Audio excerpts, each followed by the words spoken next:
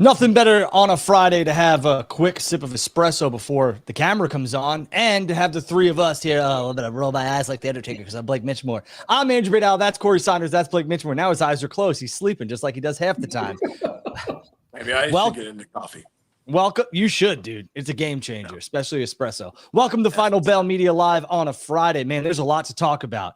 The Survivor Series locations are running rampant across social media. We got John Cena's retirement, which we saved for this show. I have a lot of information on that as well, which some news will not be breaking, but some, I believe, the news is out there, sort of, so I can touch on it.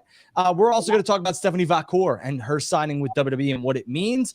And we're also going to talk about the stacked Dynamite 250 and the media rights, which are just a few short weeks away from expiring that exclusive negotiating window with Warner Brothers Discovery and All Elite Wrestling. Corey's got his Go Birds on. Blake, where's the Cowboy stuff? What's going on here, guy? It's not September. But none of your other teams are here. I mean, not September. All right. Well, go Jets, go Birds. I guess go Boys. I don't have a reason to be interested in football right now. All right. Well, Corey, how the hell are you? I mean, did you see our offseason? We didn't do anything. There it is. All right, let's talk about this. This is the exclusive Money in the Bank limited edition World Championship. Corey, why don't you explain it? You're the belt guy. So I always like to pick up stuff like this, different things going when I go to the events and special edition stuff like this. So it says on this side, Toronto, Ontario, Canada. I was there.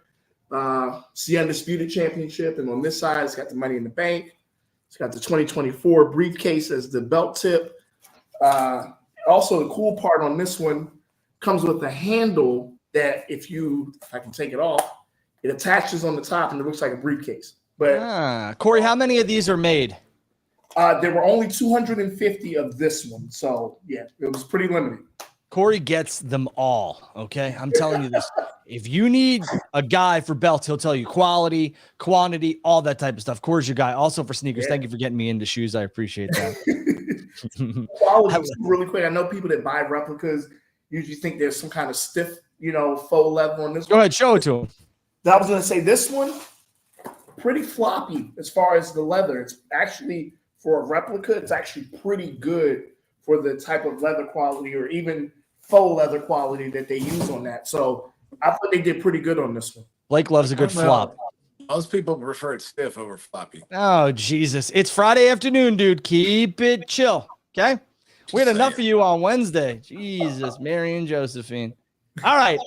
Let's talk about Survivor Series. What they prefer stiff. Like I did Wednesday. That's how you like. Yeah, all right. All right. There's a joke there, but again, it's Friday afternoon. I'm going to leave it alone. Happy Friday. Happy Friday to Tate. Happy Friday to Jay. Jay says, go Niners. Not a chance. Monday, September 9th, I believe it is. Aaron Rodgers and the Jets are going to put up 6. Okay, it's not football season. Let's shut up, Blake. Shut up, Blake. You're just man. Starts like next week. Relax. Calm down.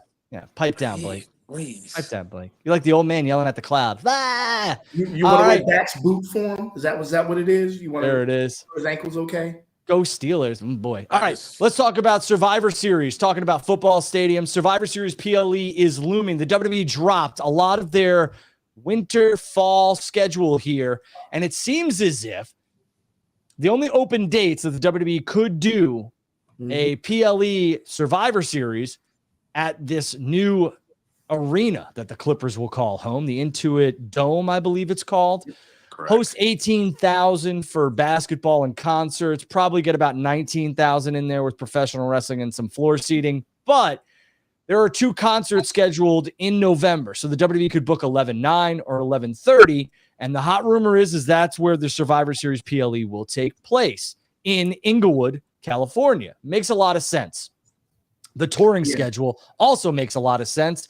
If they do the 9th, I believe the week before that or that Friday, they're in Buffalo. So that would scream maybe a New York venue, but I'm not quite sure because they're at Barclays just 2 weeks before that. So I would tend to err on the side here of that the Survivor Series PLE, which WrestleVotes also touched on, will be in Inglewood, California at the Intuit Dome. And I believe it will be 11/30, November 30th. It's a big step for WWE. They will sell that place out, no doubt about it. That's not me being arrogant. It's just their product is white hot. And when you bring that type of show to California, which is normally an market, I think a lot of people will show up. Let's talk about the significance of that, because this also ties into WWE and Netflix. I have been told personally that WWE and Netflix are looking to have a big location for that first Monday Night Raw, which I believe will be January either 3rd or 6th. January 6th. The 3rd would be a Friday. So the 6th. So with that being said, I was also kind of privy to the information that California is a spot for the first WWE Raw on Netflix. Either that or New York. We'll stay on Survivor Series. Blake, I'm going to go to you first. We know you're on a time crunch, so when Blake leaves, it just is what it is. He's going to get ratings go down. That's what happens. Or up. Down. It's like when CM Punk left AEW. You're worse than everybody else. You always got to take a shot at AEW. Anyways, Survivor Series, California. It was heavily rumored to be in New York. I even put that out there, maybe the Garden. I thought when WWE did their show at the Garden a couple weekends ago, me and Corey were in New York. We did Forbidden Door. They didn't announce a show there. That led me to believe that Survivor Series was not going to be at Madison Square Garden. What do you think about WWE hitting the Intuit Dome and kind of being the first real wrestling at that brand new arena? I mean, I think it's on brand for WWE. If you notice, they hit Jerry World here in Dallas shortly after it opened. They hit, yeah, I saw that. They hit, MetLife shortly after that opened. They want to hit these new arenas. And I also think that the further we get into this TKO merger and now with Netflix, I think you're going to see WWE have more of a presence on the West Coast than they have in previous years. Especially with the Netflix deal. I think that's a great point, Blake. I believe Netflix does call California home. Yep. So, again, I appreciate it. That's right. Wow, yikes. I appreciate, and that's partly true. I'd say it's 50-50, but you're 100% right. I want to thank everybody for joining us here on this short notice. I had a lot of stuff going on. So did Blake, so did Corey. We try our best to get on here when we possibly can, and we love the support. We thank the over 200 in here. Corey, the Intuit Dome, Survivor Series, PLE, WWE, it just makes sense. They beat everybody to buildings. They try and be the first people, the first entity in a building, and this makes a lot of sense. Yeah, absolutely. It's much like you, Blake's point and your point as well, Drew. If they try to beat the Super Bowl or whatever major, sporting event that they can get in there before everybody else. And I remember last year when we were at WrestleMania 39 in Inglewood, I was walking past the stadium. I parked my car, was walking past as they're building the dome. I said, "Oh, this is going to be crazy." And I likened it to how New York has Madison Square Garden, but WWE runs Barclays a lot. I can almost see the same situation on the West Coast now, that you're going to start seeing them run the Intuit Dome a lot more than they run Crypto.com Arena. Yeah. For where the Lakers play. So especially if the price is right. If it's more beneficial to them to run the Intuit Dome than Crypto.com Arena, they're going to run that. And it's right there next to SoFi. It's a beautiful aerial view or aerial shot when they like to show those, before the arena or when they come back from commercial or whatever. So that dome is going to be really good. And I'm excited for that. I'm in there if Survivor Series is over there. I'm going regardless, but I want to be over there.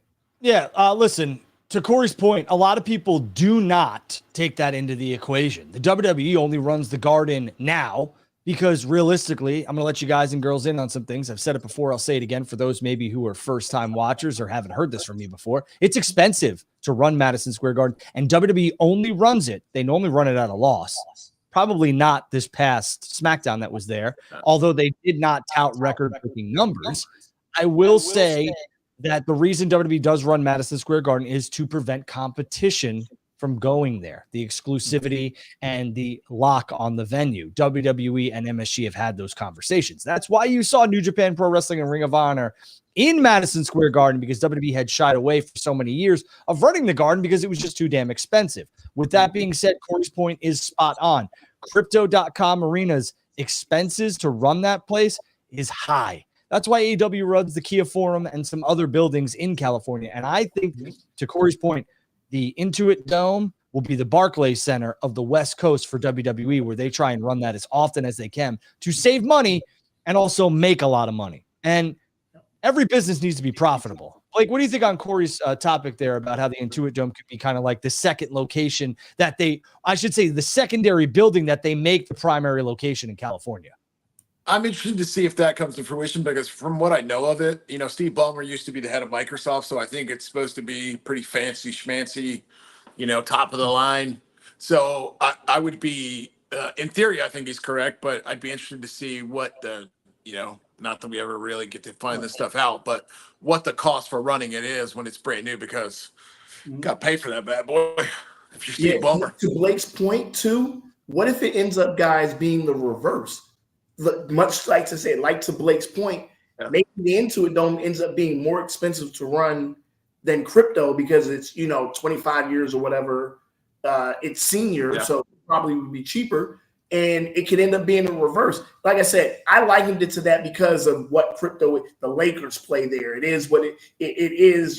That symbol arena over there on the West Coast, but it could end up being a reverse. And like I said, you can't take that into account just because the Clippers play there. It's the secondary building. Even though I said that as a theory, it could end up being a reverse. You never know. Let's take a look at the Intuit Dome here. That's what it looks like. That's an artist rendering. Obviously, they're starting to get further and further along with construction, and that's what it will look like. And to Blake's point, it is going to be fancy schmancy here. But again, that is a hell of a visual to Corey's point as well. And I think WWE going there for Survivor Series or whatever they decide to do is a good call.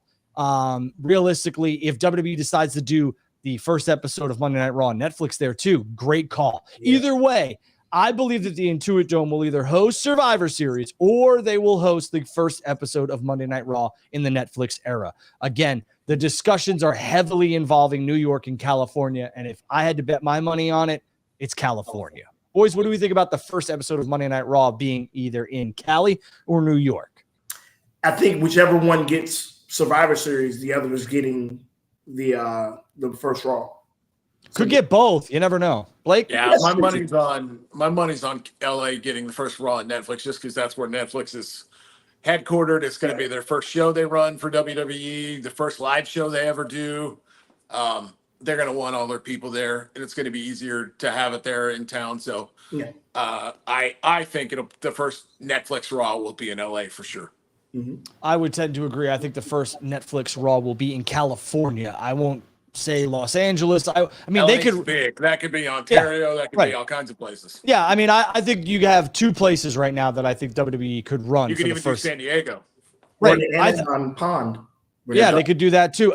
I think they're going to tout that they're from California, and I think if they're smart, they either do the Chase Center, which I believe is where the Warriors San play. Francisco. That's a little bit of a hike. San Diego would be closer. I'm just saying these are the two buildings that I think besides the crypto. It's the Intuit Dome, and I think it's the Chase Center. I think that's it for where WWE would hope. Now, listen, that's not to say that MSG won't get it because New York is New York, and Netflix has headquarters there as well. They're in Cali and they're in New York, so we'll have to wait and see on that one. Mm-hmm. Let's talk about AEW Dynamite 250. We're going to save the John Cena stuff for a little bit later here because that's big. We have some stuff there to talk about.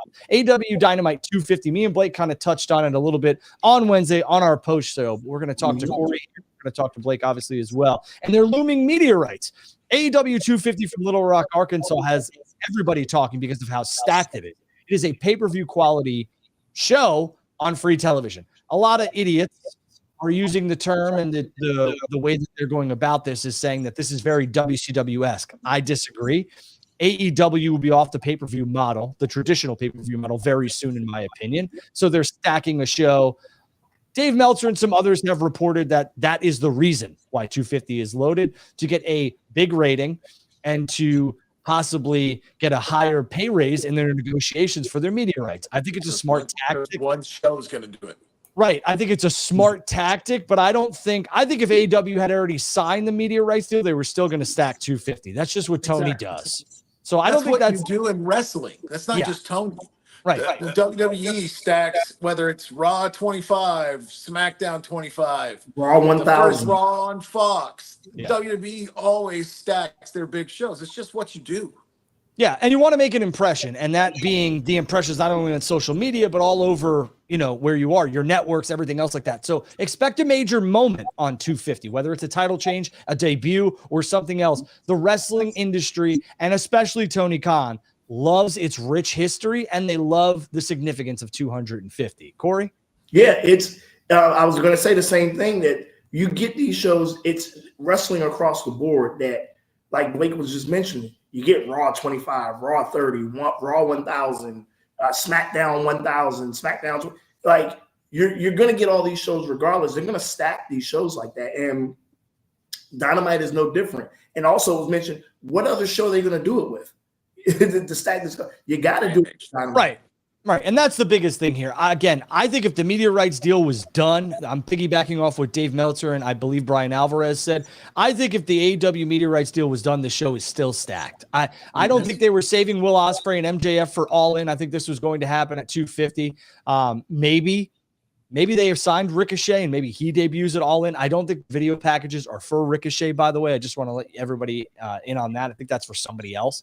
But regardless, I think this show, 250, is going to do a big number. Do I think it's going to do 1 million? No. Do I think it's going to do over 950? Probably not. But I think they can get over 800,000, and that's a good night for AEW and Dynamite this coming Wednesday from Little Rock, Arkansas. Again, it's got me wanting to look at flights to Little Rock. I'm not going to do it, but I mean, that's the pull right now of that show. There's a lot on. There's Okada and Swerve. There is MJF and Will. We have Mercedes Moné's open challenge. A lot of people on social media are talking that that's going to be Natty Neidhart. Now, I would love to see Natty in AEW, but realistically, did they miss an opportunity not doing that in Calgary, Corey? Yeah.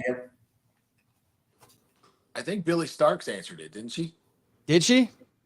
I think so. I thought I saw that on the internet. I could be wrong. The internet's lied before. I must have missed that. Let's see, Matt, we're going to talk about the negotiations right now, so let's talk about it. Is this possible the new NBA rights deal is going to affect AEW's rights? Well, I would say it would affect them in a positive. I think Warner Brothers Discovery needs to spend, and they need something that is going to draw eyeballs to their television networks. And here's the deal. Wrestling is the only entity, professional wrestling is the only entity live 52 out of the 52 weeks in a fiscal year. So it's a hot commodity, and the wrestling fans are diehard loyal. It doesn't matter if it's WWE or it's AEW, they still show up. So if you can get 5, 6, 700,000 weekly, I think Warner Brothers Discovery pays. I think AEW is going to have a good payday. I know everybody and their mother is on social media like waiting for AEW to close, which is just asinine. Absolutely asinine. But I think this media rights is going to shut a lot of people up. And here's another tidbit for all you boys and girls. I don't care if Tony Khan ever hires me. I don't care if Triple H ever hires me. I call it like I see it, and I'm telling you right now, AEW is going to get paid. Corey? Tony Khan already hired you, I thought. Nope. Oh. Regardless of what it is, what people think, how much of a number two that AEW is to WWE, they're going to get money. Like you just mentioned, they're a hot commodity that's on live for the better part of 50, 52 weeks or whatnot. And they bring oh my gosh, what's the word I'm looking for? They bring extra with them. They bring other commodities with them.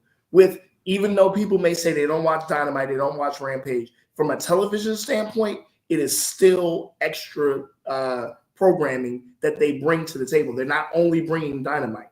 So any TV for them, if it gets ratings, it's going to be, and there are people who watch Rampage. Mm-hmm. There are people who watch Collision. Yeah, there's 300,000 people who watch that stuff. I mean, and again, while everybody and their mother on social media laughs at that's still 300,000 eyeballs on your television product and your network. And to Corey's point, and Corey, please, after I say this, go ahead.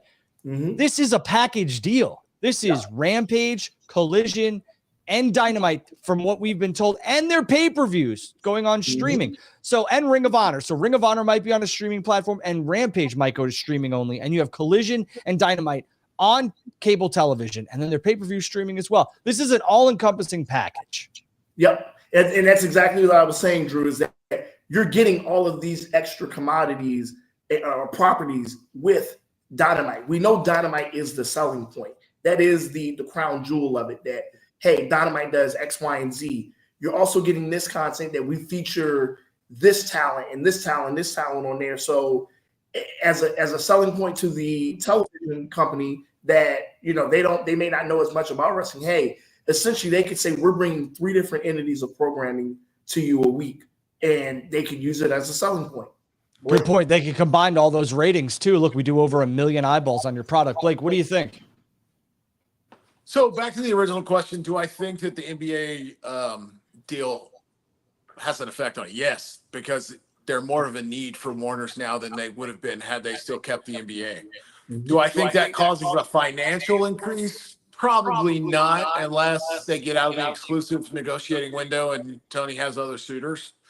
But it's still the NBA deal is going to make Warner more.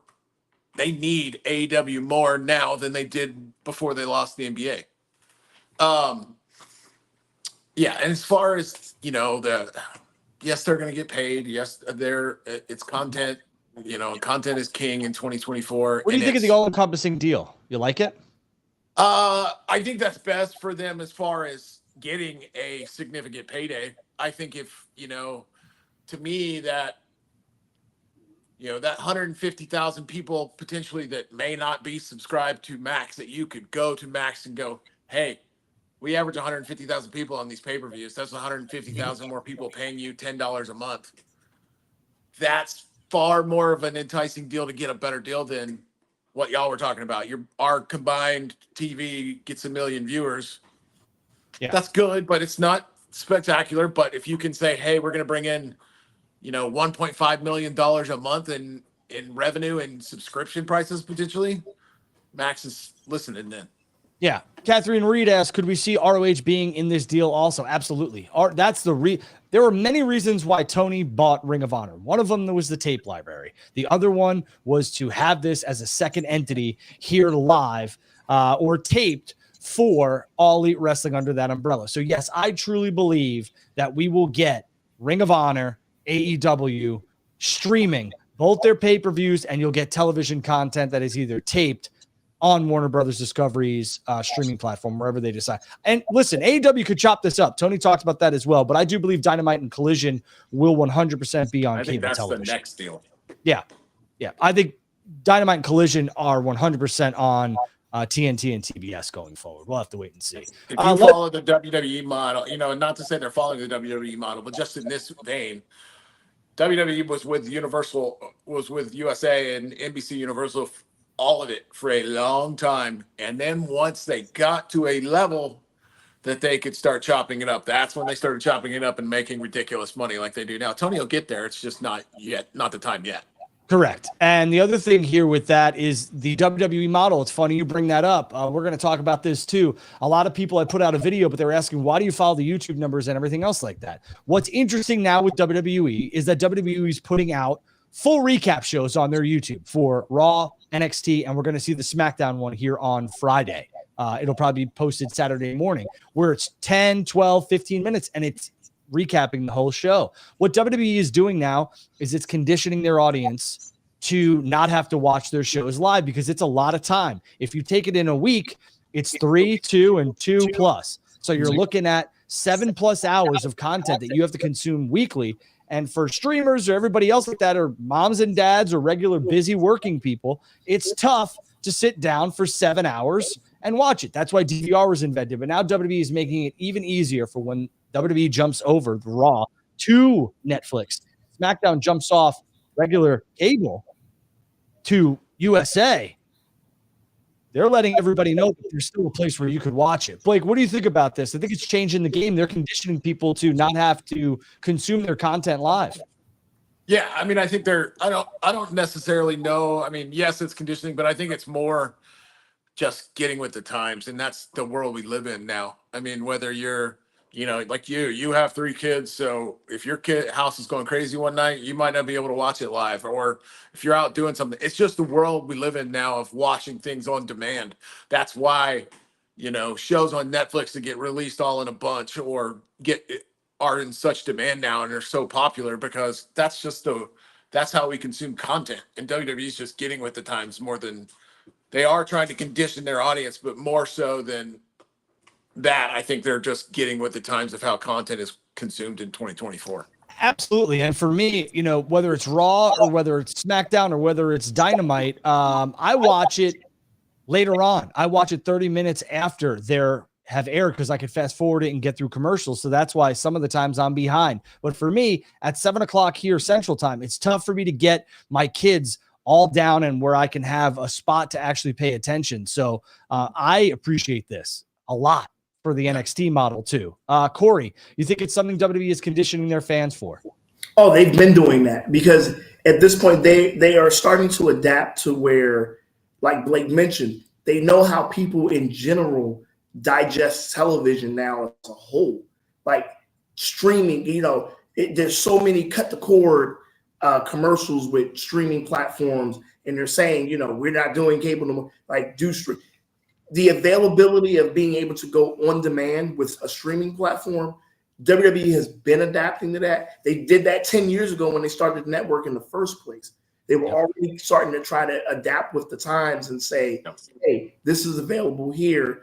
And now they're doing it with the Raw model. And eventually, they keep some things on television because that revenue of television with commercials or whatnot is still there. And until somebody of a streaming platform variety outbids a cable network like they did with Raw to get Raw on Netflix, they're going to have some presence on television until the money is right and they don't have to be on there no more. I think that day will come one day. It's not here yet, but we'll see a day where everything is available streaming for professional wrestling. Oh, 100%. And that's the thing here. A lot of people sit back and they're like, oh, WWE took that big bag from Netflix. Of course they did. Because, like to Corey's point, they don't have to worry about the commercial revenue, that the advertising revenue that's going to take place, because Netflix was like, here's $1 billion. I mean, the networks don't have to worry about it. So it's very smart. Will SmackDown and NXT be on a streaming platform? I believe after this media rights deal is up, I believe that all of those entities will be on a streaming platform. That's a return for NXT, Drew, because NXT started as streaming only. It was never on TV. And I'm not talking about the competition NXT. I'm talking about what NXT has now. I think unless it was local in Florida, it wasn't available on television. It was only on Hulu, and then the network, when the network became available. No, you're right. When they were going head to head with Dynamite, it was 100% on at times was on. I believe they moved it after they went head to head Dynamite. Before this, it was on the WWE network. So you're 100% right. And I think it's a welcomed thing for WWE to take NXT onto streaming, because I think that pulls a lot of eyeballs now to wherever platform you're going to go, whether it's Netflix or somewhere else. Triple H hinted at the press conference. He said 80% of WWE's content will be on Netflix or a streaming platform sooner rather than later. So there you go. Blake, Stephanie Vaquer, we talked about this. I want you to have a quick 2 minutes on this, and then me and Corey will touch on it, and then we'll talk about John Cena another time. But because 2 minutes is not going to do justice for John Cena and his retirement.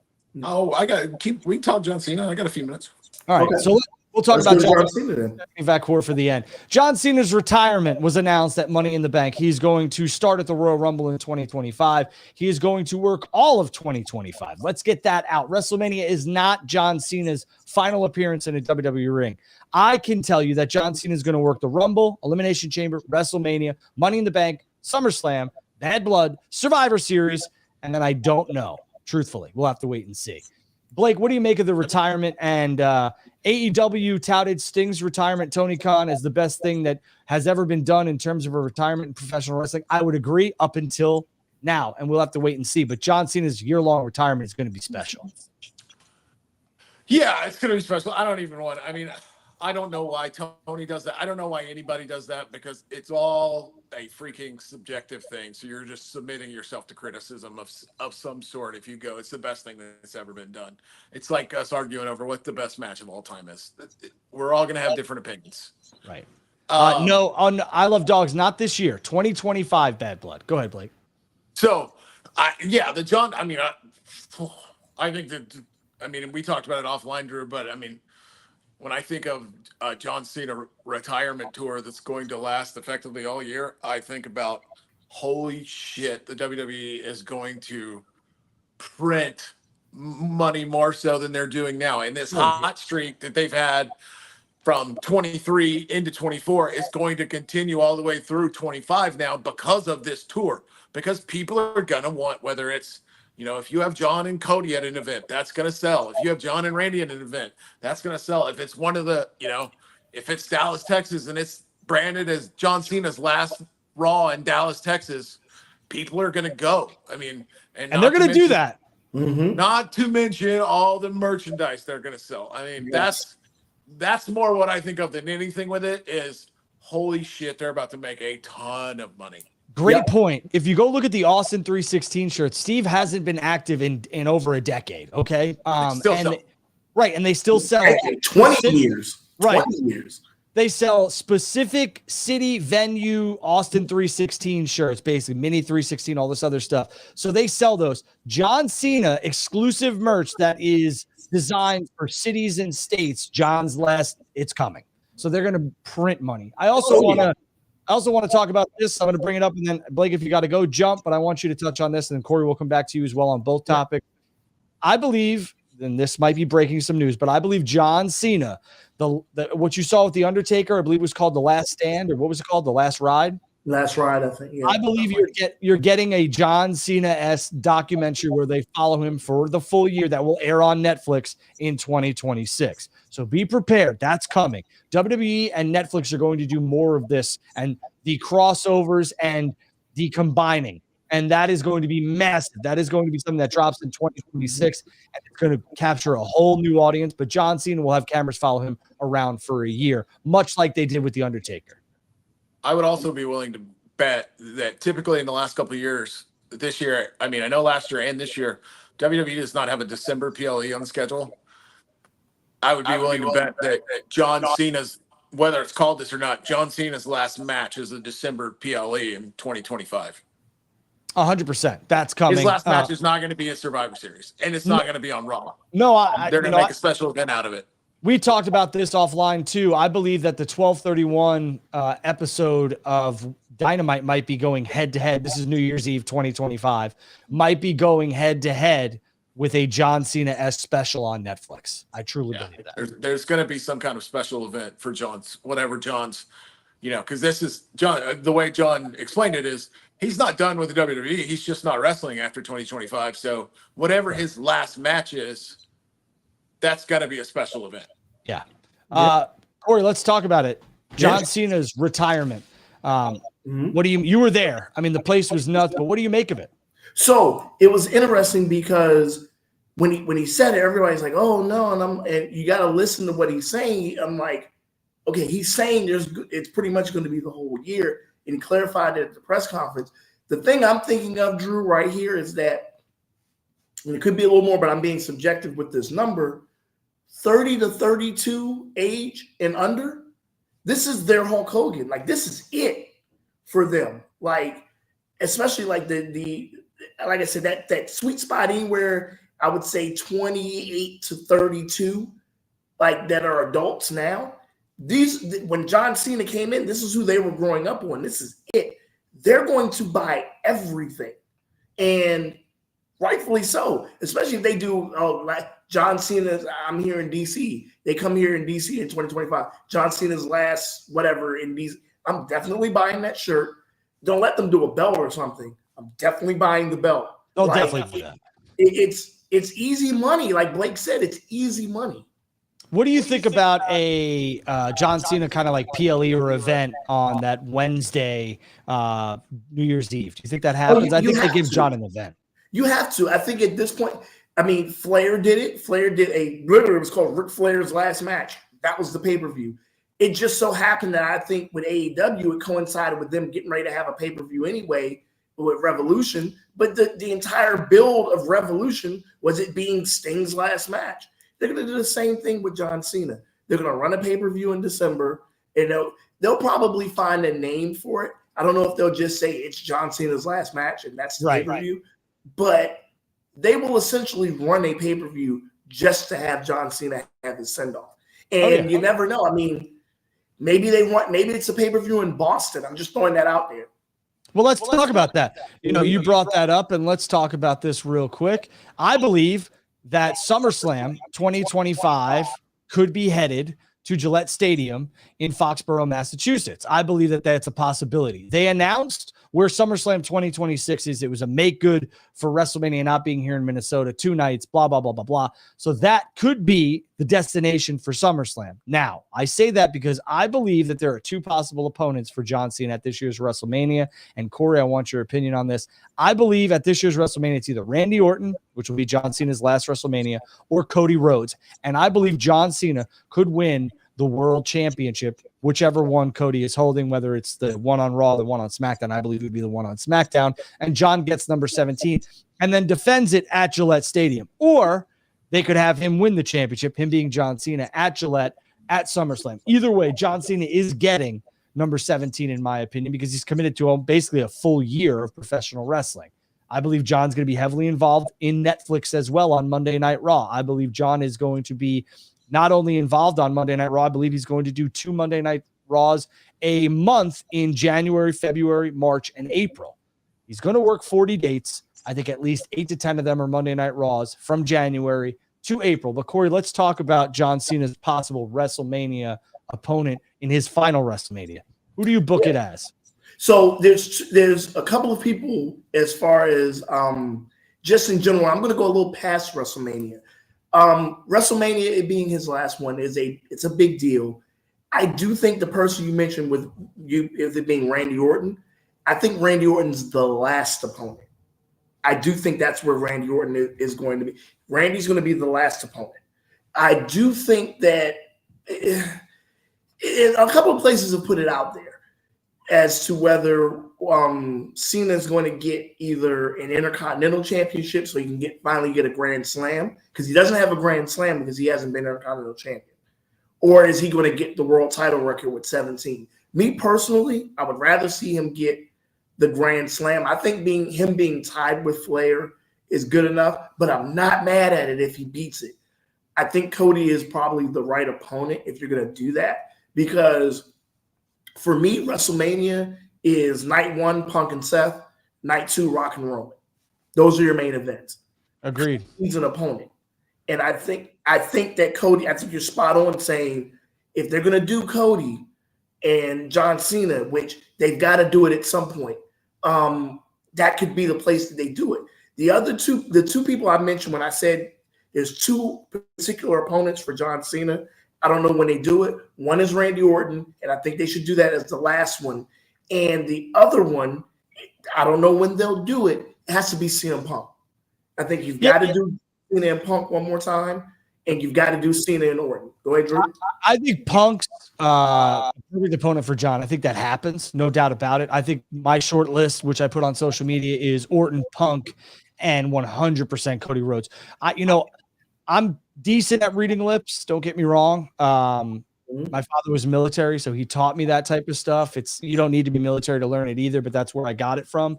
And I will tell you that Cody did ask John when John came out against Austin Theory of WrestleMania 39 on a Raw. Cody asked John, hey, what you're giving to him before you hang him up, I want one too. Well, let's have a match. And John said to Cody, I don't know how many more I have left in me. So I believe that John will make good with Cody, and Cody and John will have a match. Where that is, WrestleMania 41 fits the bill for me, because Cody, like you said, is going to need an opponent. Randy can kind of take on anybody. I love that Randy will be John's last opponent. I'm all for that. But I do believe that John Cena will have his 17th World Championship victory. I believe Ric Flair will be there as well, because Ric Flair and AEW are now done. And I do believe it probably happens. Yes, they are done. I do believe, which we'll touch on. I do believe that John Cena will get to 17. I do believe that John has a list of venues he wants to cross off, Madison Square Garden being one of them. So we'll have to wait and see what events are announced for WrestleMania 2025. Excuse me, not WrestleMania 2025, WWE's 2025 schedule, with WrestleMania being the focal point. We'll have to wait and see. Corey, I touched on John Cena and the whole last ride thing and Netflix and everything else like that. That's going to be must watch, TV. Obviously it's on streaming, but it's going to be must watch. Where do you see John in his last match? What building? Is it going to be something of significance, or you just think it's going to be the last spot? It's funny. I was thinking of it, and somebody in the chat said it as well. My first thought was definitely Boston. I think the Boston Garden is where, or TD, whatever they call it now, but the Boston Garden. I would think that's where you would do it. The other person mentioned Tampa. because he is from Tampa right now, and that would also be a good one. Like if they, I don't find Tropicana Field too favorable. So if they did it at Amalie, that's fine too. But Tampa's also a good. But for me, I think it's got to be Boston. You do Randy Orton and John Cena at Boston Garden in John Cena's final match. I think the history writes itself right there. I think it's Boston. Yeah, absolutely. I totally agree with you. I think Boston or Tampa. A lot of people are asking for John Cena's last show to be in a stadium. That's not going to happen. I mean, don't get me wrong. John could easily sell 30, 40,000 seats in his retirement match and everything else like that. But I just don't think they do that. I think Netflix gives them a special. If not, maybe they put it on NBC. You know, maybe they do something. Somebody mentioned Fenway SummerSlam in the chat. In the middle of baseball season, I think that's next to impossible. Yeah, they don't do baseball stadiums in the summer. They could do a baseball stadium for the Rumble, but they've started to shy away from that now. They're getting NFL stadiums for Rumbles, which is crazy. That's why the Rumble is in February this year, because Lucas Oil Stadium, although the Colts might not be on paper to go to the AFC Championship, they cannot have that building not available. I mean, it would look terrible. SummerSlam at Gillette Stadium works. Yeah. We'll have to wait and see. Yeah. Let's talk about a little bit more of John Cena here. Again, I believe John Cena is going to work 30 to 40 dates. WWE was smart. They are capitalizing on the momentum, and they're taking 2025 and they're making it all about John Cena for the most part. And they're going to continue to ride that momentum. They're going to continue to sell tons of tickets. John's going to work 30 to 40 dates. I'll break this down for you guys and girls real quick on exactly what I think is going to take place. I'm going to bring up my calendar. I believe John's on the first Netflix. There's no doubt in my mind. So January 6th, I believe John is on another Raw in January. So that's 2. I believe he works 2 in February. That's 4 plus the Rumble plus Chamber. That's 6 right there. I believe he works 3 Raws in March. You're at 9 plus the WrestleMania PLE 10. Probably the Raw after that 11. We're not going to go through all 40, but you're starting to see the trends. Essentially, there's 12 months in a year, Drew. 12 months in a year. 3 dates is already 36 days. So, and then you got 4 extra days to play with. Yeah, right there. And that's it. And one of them, I think, will be his last match. So John's going to be heavily involved here in WWE in 2025. I think John probably goes away from May, maybe even June and July, and back for the Money in the Bank. But I think John will take that May, June to film whatever he needs to film and then be right back into the squared circle here with WWE. They're taking him to Saudi one more time. 100%. And that was my next point. Saudi will 100% get a John Cena match. Yeah. Let's talk about Stephanie Vaquer. Yeah. She is WWE bound. A lot of people were upset about this. A lot of people couldn't believe that Tony Khan missed on this, et cetera, et cetera. I'm going to set the record straight. Tony Khan did not miss on Stephanie Vaquer. Stephanie Vaquer wanted to go to WWE, and that's it. I believe Tony had probably very good discussions with Stephanie, and at the end of the day, Stephanie wanted to go to WWE for a bunch of different reasons. Some I'm not going to get into, but this is a huge gain for WWE. I said it's a game changer. We watched her live in the front row at UBS Arena on Long Island, and she impressed the holy hell out of me. Me and you both said it. I said, you said to me, dude, she's outshining Mercedes. And I said, you're 100% right. She is. What did you think of the signing for WWE and Stephanie Vaquer? Home run for WWE. Just that simple. It's not even a dig. It's not, but hear me out, everybody. It's like she knew, or maybe she put herself under the impression her audition, if she had any kind of mindset of even thinking of going to WWE, her audition was Forbidden Door, and she knocked it out of the park. She raised her stock with that one match. Really, that whole weekend, because she appeared on Collision too, I think, that weekend. But between that and then Forbidden Door, she raised her stock. And I'm not saying she used it as a leverage thing in a negative way that, oh, I know I'm going to WWE. Let me show out on this and that. But it's smart business. She did what she had to do as a professional, had a dynamite match, no pun intended, had a dynamite match with Mercedes at Forbidden Door, and she raised her stock. She probably heard both sides. Even though she probably had WWE on the front of her mind, she'd be, it'd be terrible for her not to listen to what AEW said in the long run. She probably listened. It probably wasn't anything that changed her mind, and she decided to go to WWE. Home run move for WWE. that, and like you mentioned, not that AEW missed out. She made her decision. That's all you can do.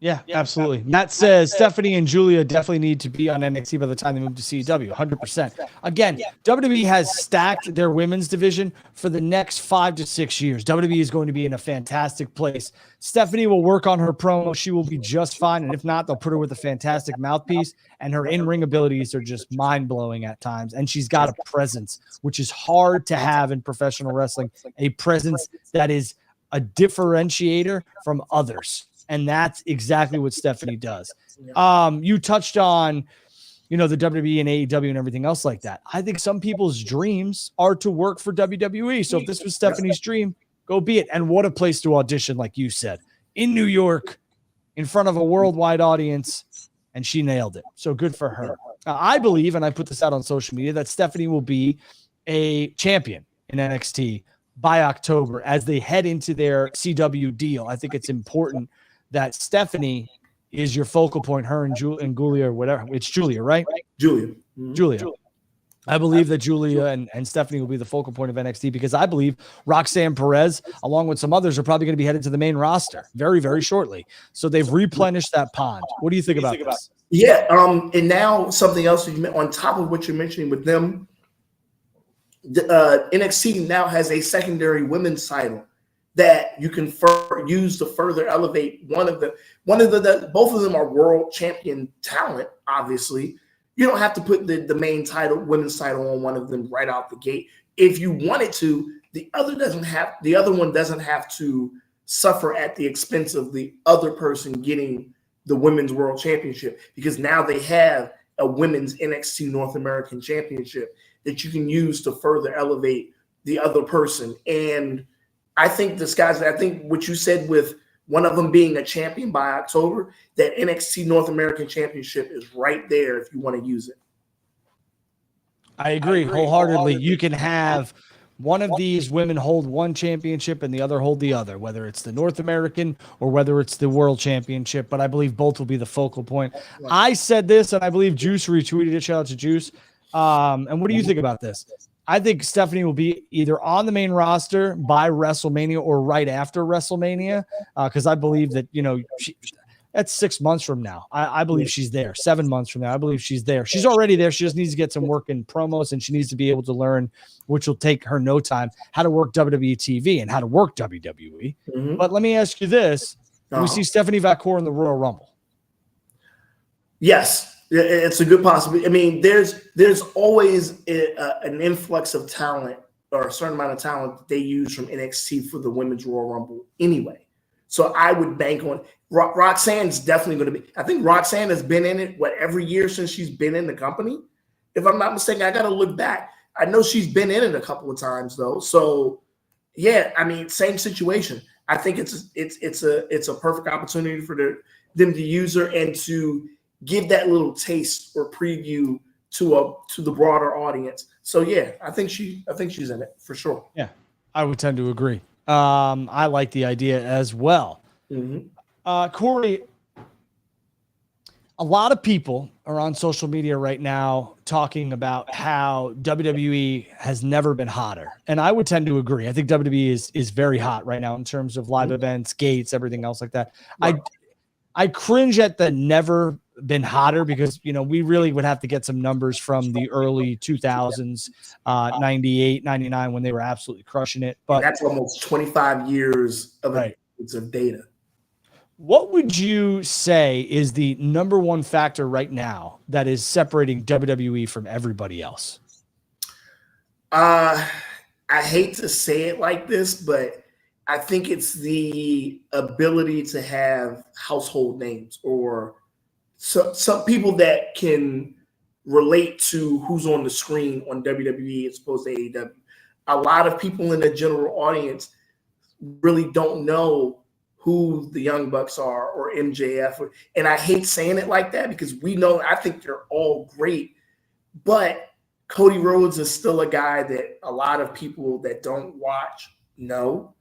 Roman Reigns, they know. It's all about who is being presented in these lights of who can be translated into people that if you walk down the street and you even showed them a picture, oh yeah, I know who that is. They may not necessarily know the name, but if they saw them, they know who it is. And I think that's the difference right now. And I think AEW is getting there, but Mercedes Moné is probably the person off the top of my head that I think if you showed them that's on their roster right now, that somebody walking down the street, oh yeah, I've seen her before.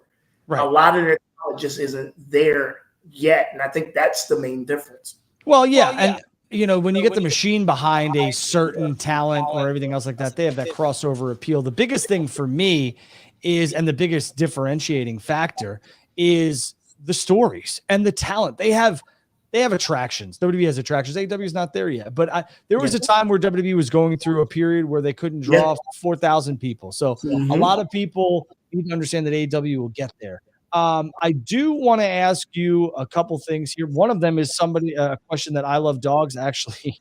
I do love dogs. Put out here. Do you think there will be an Evolution 2 at the end of the year? I don't know if they're going to have an Evolution 2 this year, but I will tell you that Cody and Bailey talked about it. I don't know where it was, whether it was on Cody's show or something to that extent. But I believe Evolution 2 is probably happening.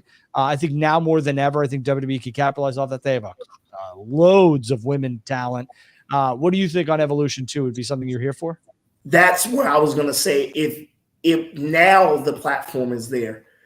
Years before, up until now and previously when in 2018, I didn't think there was going to be another one. And the reason why I said that is because now that the women are going to Saudi Arabia and they're going overseas, and a lot of people, I do think that was a huge deal as to why they got it in the first place, other than obviously the talent they had, because they had a lot of talent then too when they ran it. But I do think that because they weren't able to go over at that time when those deals were just starting, I think that made perfect sense to give them their own show. But then when they started being able to go over to Saudi Arabia and, you know, and do those shows over there, I think it kind of put it on the back burner. But like you just mentioned, now that they have an overabundance of talent in the women's division, and honestly, between the three shows, they have the best women's division in wrestling, I think. Able to do that now. So yeah, absolutely. I think it's on the table. I don't think it'll be next year because like you mentioned, that whole focus of next year of 2025 for the most part is John Cena's retirement and then everything else. But 2026, maybe so. I can see WWE doing a all-women show on Netflix, like an event on Netflix. I can see it because they're going to have so much leverage and so much wiggle room there. Again, Corey's point, which I think was extremely well put. The WWE women now are main eventing PLEs. They're main eventing Raws. They're main eventing SmackDowns. So they've come a long way. The Evolution was kind of the kickstart, the jumping off point for that. And now they're in Saudi and all that other stuff. And don't forget, as much shit as this woman gets, Ronda was a huge... you took it out of my brain. Get out of my brain, Drew. Ronda was a huge factor in this. Her crossover appeal and her star power was massive. Without her, and I know a lot of people don't like her because they don't really know her, okay? I could say that. You don't really know Ronda. Ronda's a good human being if you get to know her. Her crossover and her star power was massive. Massive. Yeah, especially for and I was getting ready. I literally, right when you said I was getting ready to say it, when I was getting ready to talk again, Ronda Rousey's star power was able to get that was a huge contributing factor to be able to have that Evolution pay-per-view. She was headlining, and you know, and because they get a lot of crap too, but spade is a spade. Her headlining against Nikki Bella for the audience that they bring in was a big deal. So both of them definitely were contributing factors to be able to successfully put on that pay-per-view, in addition to obviously the talent that they had. And I remember because I went to that. That was on Long Island. That was on Long Island, and I went to that show. And I think even in the dark matches of the pre-show, I want to say, Dakota Kai was on there, and I think I'm trying to remember who else, but that show tons of talent. Tons of talent. Absolutely tons of talent. We're getting a social media question here. Sure. Somebody said AEW is the same company that if you don't agree to only ask questions that have been given to you on a prepared question list, your credentials are now removed from the list of reporters and given and your media pass is revoked. This has actually been confirmed by reporters who have been removed. Let me tell you something. I'm going to set, and I hope this is clipped. I have never been handed a prepared question by All Elite Wrestling or WWE. And if they handed it to me, I would crumple it up and throw it. I am not asking a prepared question. Okay. And this is completely and utterly false. So whomever's putting this out there and whatever media reporters, quote unquote, are saying this are completely full of shit. So that's it. Corey, do you believe that this year's WrestleMania, and then we're going to get out of here, we could take a couple questions if you guys have them. We thank you for joining us on your Friday. Do you believe this year's WrestleMania's main event will be headlined by John Cena on one night? I know you said CM Punk and Drew McIntyre or Seth Rollins, but do you think John Cena is going to get the Saturday main event? You know, as I said it, I was like, ugh, it's a possibility. I will stay chalk and say Rock and Roman Sunday, Punk and Rollins on Saturday, unless it is John Cena going for the world champion. If he's going for the world championship and it's Cody Rhodes, it's because I feel like, oh gosh, Punk always gets screwed out of that WrestleMania main event, that something happens with. I do feel like in a way, they want to reward. I know Seth Rollins was in the main event last year, but he was pretty much kind of the MVP of WrestleMania as a whole last year. I think they would maybe want to do good by him and give him a full-fledged by himself main event. But like you just mentioned, if it's John Cena going after the world championship, it's hard not to put that in the main event if it's his last WrestleMania. I think if John and Randy lock up at WrestleMania, it's the main event too. Saturday. Sunday is Rock Roman. There's no doubt in my mind. Yeah. There's been a rumor. There's a rumor going around that CM Punk and Steve Austin are going to lock up. Man, I'll tell you that would really outshadow John Cena. Yeah, and don't get me wrong. Yeah. I understand because WWE and TKO now Endeavor know that they're going to have to stack this WrestleMania, and a lot of people will probably roll their eyes at this, but you're having WrestleMania on Easter weekend. And a lot of people won't travel due to that because of their family obligations. And Easter's a big deal. I know it's a big deal in my family, but I will tell you, if you get Punk in Austin, might have to tell my wife and kids, I love Easter. God bless you. I'm out. I got to go see this. So I'm just saying. Yeah. It's going to be tough because essentially, other than Hogan, you could realistically have the biggest like mainstream stars of the last almost 50 years of WWE on one show. Rock, Austin, and Cena could all be on one show. Wow. And Roman too. Like realistically, Rock, Cena, and Austin could be wrestling all on the same WrestleMania at the same time. That's a big deal. Yeah, it is. And it's wild. Absolutely wild. Let's take a question here. Tay, one of my favorites here. Who would you guys like to see John Cena face in 2025? I'll name 3. Corey can name 3, and then we'll come back for our final 2 so we could think on it. So we'll name 5 total. Cody, Punk, Randy, my top 3. Corey? Yeah, and I guess for difference or as far as, to have a 5 total, because those 3 obviously are the 3. I'm going to say Seth Rollins as a 4, and depending if they can get Brock, that's a 5, or if they can do Roman one more time, that's a 5. But definitely Seth Rollins is number 4, and then one of those 2 as number 5. I'm gonna add Rock into this as well. I'd love to see Cena and Rock one more time. Oh, for the trilogy, that's the rubber match right there. Yeah, it really is. I'd love to see that one more time. I'm going to give you 2 others besides Rock, too, because I think Rock's a wild card.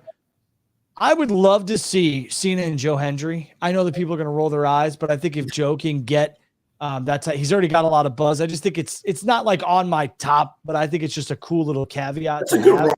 That's a good match. Exactly. That's a good, here's an open challenge, blah, blah, blah, blah, blah. I honestly, I need to see Styles and Cena one more time, too. They had a great feud. So I'll go with Styles. And then another great feud, Cena and KO. If they could do Cena and KO one more time too. Yeah, and let's give a match we've never seen with John on a SmackDown or a Raw. Solo Sikoa and John Cena. Book it. Book it. We'll go one more here. Jay says AEW stuff is definitely more my thing, but appreciate the opinion. Yeah, listen, if you like AEW, great. If you like WWE, great. But as long as you're here to have a regular conversation and understand that there's life outside of WWE, there's life outside of AEW, I'm here for it. And so is Corey, so we appreciate it. Do you guys think that what do you guys think about Ethan Page getting his name trademarked by WWE? They do that with everybody. Yeah. Yeah, I don't know. I don't even know what else to say that. I guess for the intellectual property or whatever while he's there. Because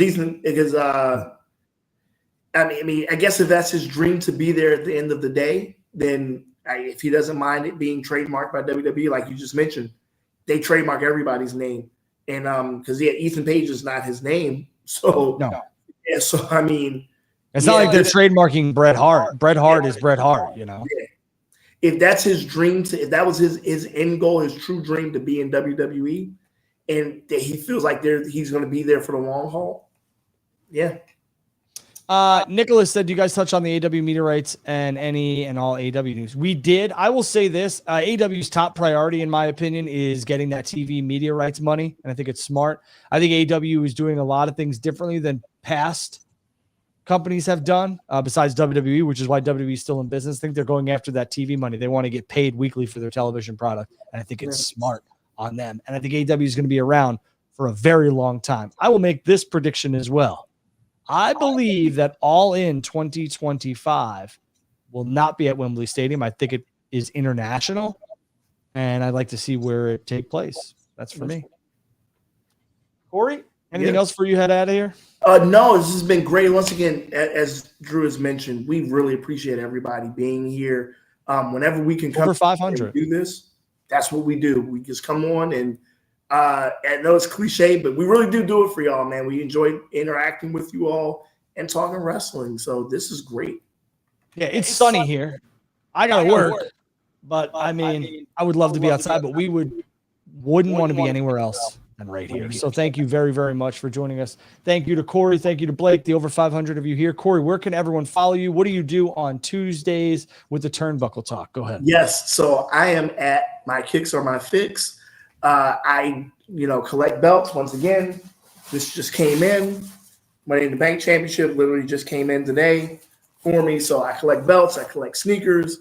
I talk wrestling. So that's what I do. Like I said, it's at My Kicks and My Fix on X, on IG. If you talk to me, I'm active. I'll have conversation with anybody about wrestling. So good. It's good to go. And on Tuesday, me, Justin, Turnbuckle Talk on the Black Wrestling Podcast on X, on Spaces at 6:35 every Tuesday, talking wrestling there as well. So join me. I'm always around.